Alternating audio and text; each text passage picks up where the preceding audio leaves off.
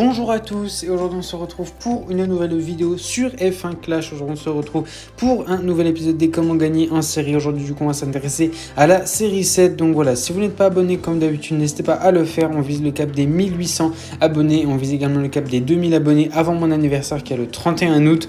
Si on continue sur ce rythme, on les a très rapidement, largement avant le 31 août, je pense, les 2000 abonnés. Donc voilà, si vous n'êtes pas abonné, n'hésitez pas à le faire. N'hésitez pas également à aller me suivre sur Instagram. Le lien de mon compte est dans la description.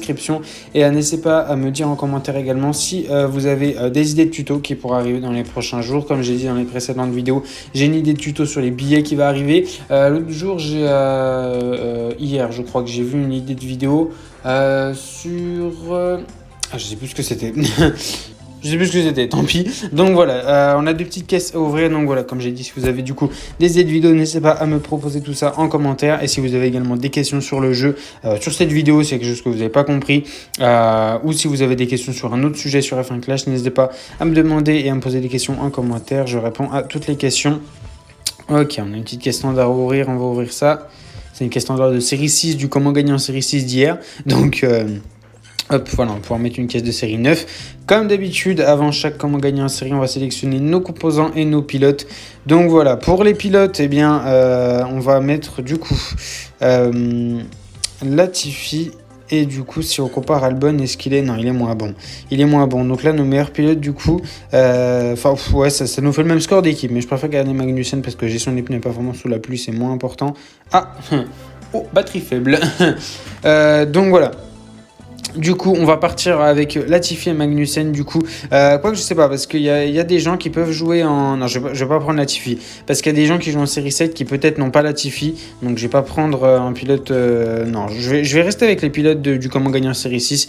Magnussen et Albon, je vais pas prendre Latifi. Parce que Latifi, moi, personnellement, quand j'étais en série 7, j'ai mis énormément de temps à le débloquer. Donc, je vais pas jouer Latifi. Je pense qu'il y a des gens qui jouent en série 7 et qui n'ont pas Latifi. Bon voilà, on vous le présente plus, voilà, nickel. On part du coup avec Albon au niveau 3 et Magnussen au niveau 4, les deux en épique. On part directement en série 7. Ok, du coup on part directement pour les États-Unis. Donc voilà, les États-Unis du coup qui est le seul circuit de 8 tours avec une dégradation des pneus plus rapide que les 3 autres. Donc c'est-à-dire qu'en fait oui, sur les 4 circuits de la série 7, c'est le circuit qui a la dégradation la plus rapide. Ok, on va se qualifier devant. On tombe contre Esteban Ocon en commun et Carlos Sainz en rare. Donc c'est bien des pilotes moins bons. Donc c'est l'objectif. Ok, donc voilà, pour ce circuit, vous avez vous avez deux alternatives. Soit vous faites la même stratégie pour les deux, ce qui est assez risqué honnêtement, soit vous faites vous faites deux stratégies différentes. On peut tenter la même stratégie pour les deux, mais comme je l'ai dit, c'est plus risqué. Donc voilà, là on va mettre du coup des pneus tendres au meilleur pilote en gestion des pneus, pas forcément celui qui est devant. Donc voilà, Albon est en tendre, j'espère que Magnussen ne va pas trop gêner Albon. Donc on va essayer du coup de faire la même stratégie pour les deux. Ok. Albon doit faire peut-être un bon départ, j'espère, avec les pneus tendres. Magnussen a fait un très mauvais départ, il est dernier. Allez, à l'intérieur. Ouais, on va gagner pas mal de place. Nickel. Ok, donc c'est un bon départ. C'est ce qu'il fallait. Ok, ouais, donc vous pouvez du coup faire la même stratégie pour les deux. Alors la même stratégie... Quand je dis même stratégie, c'est que ça va être en fait des arrêts au même tour. Parce que comme vous pouvez le voir, là j'ai mis deux pneus différents. Le but en fait de mettre deux... Ils vont s'arrêter au même tour. Ils vont s'arrêter les deux au tour 3. Mais le but en fait de mettre deux pneus différents, c'est que le pilote de devant du coup qui est en tendre soit plus rapide que le deuxième pilote qui est en médium. Et du coup qui est le but d'essayer de creuser un écart pour éviter le stacking au stand. C'est aussi des gros problèmes avec les longues durées de pit stop. Éviter le stacking au stand. Ça peut faire perdre énormément de temps. Ok, donc notre rival Ocon est remonté. Attention, il va nous dépasser. On va essayer de riposter. Et on va pas pouvoir. Non, malheureusement, on va pas pouvoir. On va pas trop attaquer non plus. De toute façon, il a des pneus tendres déjà très usés. Donc à mon avis, il va rentrer à la fin de ce tour. Il va faire seulement 2 tours avec ses pneus tendres. Pendant que nous, on va en faire 3.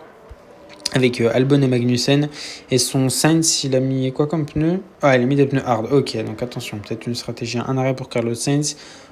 Quoique quand je vois la dégradation des pneus, ça m'étonnerait. Bref, on verra. Allez, son Ocon normalement devrait rentrer à la fin de ce tour. Vu l'état de ses pneus, normalement il n'a pas trop le choix. Allez, on va voir maintenant. Ok, ça y rentre au stand. Nickel. On va mettre du coup des pneus tendres. On va pas réparer tout de suite. Pour Magnussen aussi, des pneus tendres et on répare pas tout de suite. Hop. Ouais, je sais pas sortir dans Tsunoda. Ça peut être cool. Allez. Allez, je vais pas trop attaquer, donc fais des efforts, s'il te plaît. Merci, nickel. Allez, mais il a mis... Mais il a mis des tendres.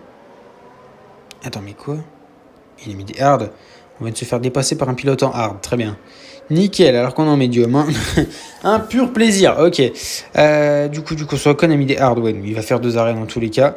Et son Carlos Sainz, à voir. À voir combien d'arrêts il va faire. Allez, on rentre au stand avec Albon. J'espère qu'ils vont pas trop se gêner. Normalement, ça devrait être bon. Allez, Albon qui commence son arrêt au stand. C'est bon, normalement, il devrait pas se gêner. Allez, vite, dépêche-toi. Oula, c'était juste. Presque 6 secondes tout pile. Ok, malheureusement, on n'a pas overcut son Esteban Ocon. Eh non, son Carlos Sainz n'est pas rentré. Hein. Son Carlos Sainz n'est pas rentré au stand. Donc là, à partir de là, en fait, on va pouvoir attaquer jusqu'à la fin. Du coup, normalement, si vous avez bien géré, bon, moi, j'ai pas trop bien géré parce que du coup, j'ai attaqué quelques fois pour essayer de défendre ma position. Mais normalement, à partir du coup, dès que vous sortez de votre premier arrêt, normalement, vous pouvez attaquer jusqu'à la fin. Si vous avez 7 tours, 7,5 tours de carburant restant quand vous ressortez de votre premier arrêt, vous pouvez attaquer jusqu'à la fin. Normalement, ça suffit. Allez, on va passer sur notre rival Ocon. Parfait. Et maintenant, il va falloir surveiller son Carlos Sainz. S'il met des hard, ça m'arrange. Enfin, ouais, quels que soient les pneus qu'il mette, il va mettre des temps. Il va faire 2 arrêts. Donc, en fait, ouais, je préfère qu'il fasse 2 arrêts. Donc, ça m'arrange plutôt bien. Ok, pour Albon, alors, j'ai envie de tenter les médiums. J'ai peur qu'il passe pas, sachant qu'on va attaquer à fond. Je vais pas prendre de risque, je mets des hard. Je vais pas prendre de risque. Hein. Et oui, pour Magnussen, par contre, j'ai pas le choix. Je n'ai pas le choix. Hop. Ok. Allez, on va rentrer au stand. Son Esteban Ocon peut peut-être également rentrer. Pas forcément à ce tour. À voir. Non, il rentre pas maintenant. D'accord. Il rentre pas maintenant. Attention à pas se prendre un overcut. Et là, par contre, Magnussen va être gêné. Hein. Là, Magnussen va être gêné. Allez. Allez. Oh, c'est long, les durées de pit-stop. Normalement, de toute façon, notre rival va arrêter ces 2 voitures. Donc Albon devrait passer devant tout le monde. Ok. Notre rival Ocon va rentrer à la fin de ce tour. Notre rival Sainz aussi. Attention, il y a Verstappen, le leader qui revient. J'espère qu'on va pas trop perdre de temps à cause de lui. Ah si, il ralentit déjà pour le laisser passer. Allez, avance, mais il est 5 km derrière. Laisse-le pas passer maintenant. Allez. Ah oui, c'est son Sainz est rentré. Ok. Pneu médium pour notre rival Ocon. Ouh, ça va être juste. Ouh, j'ai cru qu'on allait ressortir Non, on va être gêné par... Quoi? Depuis quand Sainz est... Hein? Depuis quand Sainz il est chez AlphaTauri? Quoi? Mais... Attends, je vois bien une AlphaTauri avec l'étiquette de Sainz au-dessus, là. Attends, je suis pas con, là. Mais... Oula. À mon avis, il y a des petits problèmes. Ouais. Ok, à mon avis, il y a des petits problèmes. Ouais. Et pourtant, c'est bien Tsunoda. Bon, super, hein. Super. Bah... Non, mais attends. Mais là, c'est marqué Tsunoda maintenant. Mais quoi? C'est quoi ce bug? Bon, tant pis. On est là pour un tuto, pas pour regarder le nom des pilotes. Ok, attention à son Ocon qui nous menace hein, quand même. Son Ocon est assez rapide. Il y a pas mal de voitures au stand, on va les dépasser. Ok. Ah, on n'est plus meneur. Ah, il a dépassé une voiture qui sortait des stands. Ok. Il a dépassé Lance Stroll. Il avait quel pneu? Il a mis des pneus tendres. Ah, ça va être juste.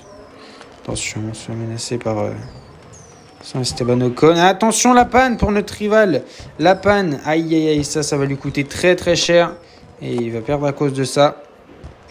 Le plus souvent, ouais, il a pas dû réparer de la course en fait. Hein. Et pour avoir une panne, il a pas dû réparer de la course. Donc ça, c'est assez embêtant pour lui du coup. Et il perd à cause de ça malheureusement.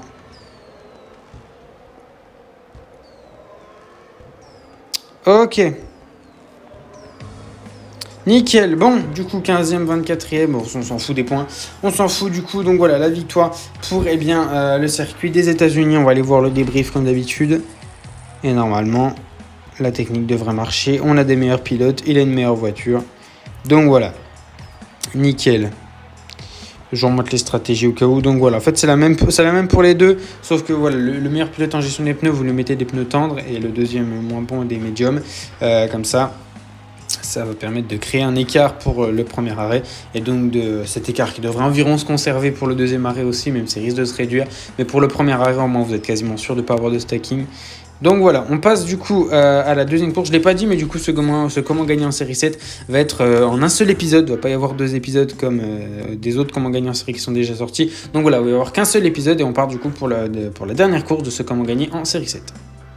Ok, du coup, on part au Canada, du coup, circuit de Montréal. Ok, donc du coup, c'est un circuit avec une gestion des pneus assez lente.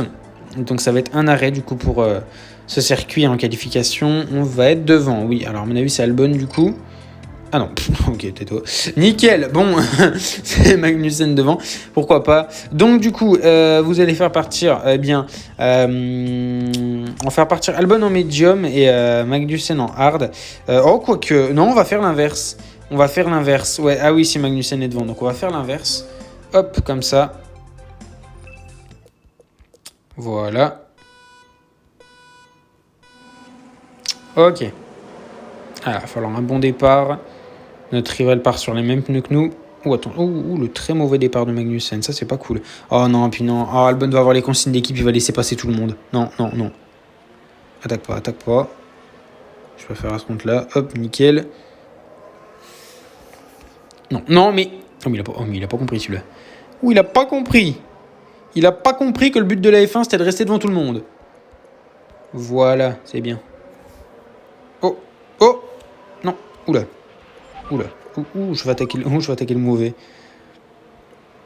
Oula, c'est la merde ce départ. Bon, ok, du coup, en plus les pilotes sont inversés, c'est super. Donc du coup, on va faire un arrêt, du coup, comme je l'ai dit. Et du coup, ça va être un arrêt pour chacun. C'est une stratégie, je crois que j'ai déjà... Mais attends, mais Albon, il roule en F4 ou quoi? Allez, il fait quoi le bug? Avance plus vite, non? Mais... C'est même plus qu'il est lent, là, Albon, c'est... Ok, bon, il a des pneus hard en économisant, quand même. Donc, ok. Donc, du coup, Magnussen va rentrer au 4ème tour. C'est une stratégie déjà présentée. Hein. Donc, sur tous les circuits, de toute façon, de 8 tours qui ont une dégradation des pneus similaire, ça marche. Ok.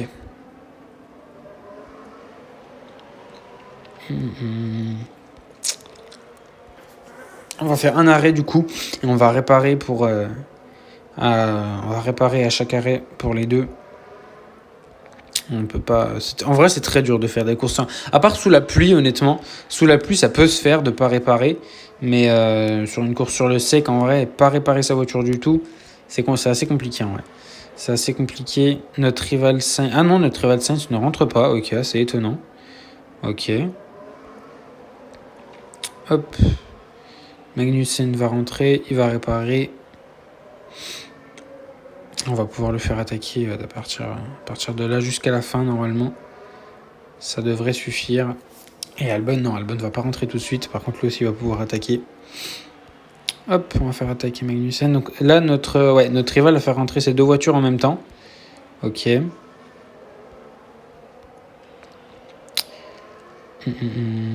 Allez, il rentre au stand. Ok. Et avec un petit peu de chance, on va ressortir devant son... La Williams. Ok, nickel, un embouteillage dans les stands. C'est quoi la Williams là en fait là. Du coup là on peut mettre des tendres pour Albon. Ouais. Alors en fonction de votre gestion des pneus, vous pouvez mettre des tendres ou des médiums. Moi je mets des tendres parce que normalement ma gestion des pneus devrait me le permettre. Mais si vous avez une gestion des pneus plus lente, je vous conseille plus de mettre des médiums. Là j'ai une gestion des pneus qui me permet de mettre des tendres. Hop. Attends, son Sainz a mis des tendres pour 4 tours, bah il va se arrêter, bah nickel. Alors je vous apprends quelque chose, ça fait 4 fois je le dis, hein, mais je vous apprends quelque chose, hein. Vous faites 2 arrêts sur ce circuit, je vous fous une claque, hein. Non, en fait, sur ce type de circuit, il n'y a rien de plus bête de faire 2 arrêts, parce qu'en fait, on peut quasiment faire un arrêt qu'avec du temps. Normalement, si on économise à fond, on peut faire qu'un arrêt, on peut faire 2 fois tendre en économisant à fond. Donc, même en mettant que des pneus tendres, on peut faire qu'un arrêt. Donc, honnêtement, il n'y a vraiment rien de plus bête que de faire 2 arrêts sur ce type de circuit. Les circuits de 8 tours, tout ce qui est Montréal, Espagne, Mexique, Brésil. J'en oublie Monaco, il est plus sur le jeu, mais j'en oublie un, je crois. Tant pis. Tout ça, c'est des circuits, c'est complètement bête de faire 2 arrêts parce qu'en fait, vous avez une gestion des pneus qui vous permet largement de faire un arrêt. Vous avez énormément de stratégies possibles à un arrêt. Donc là, vraiment, faire 2 arrêts sur ce type de circuit, c'est une grosse erreur. Donc là, 2-1, il fait 2 arrêts et en plus, il va le rentrer au dernier tour. Il n'y a rien de plus bête là, clairement.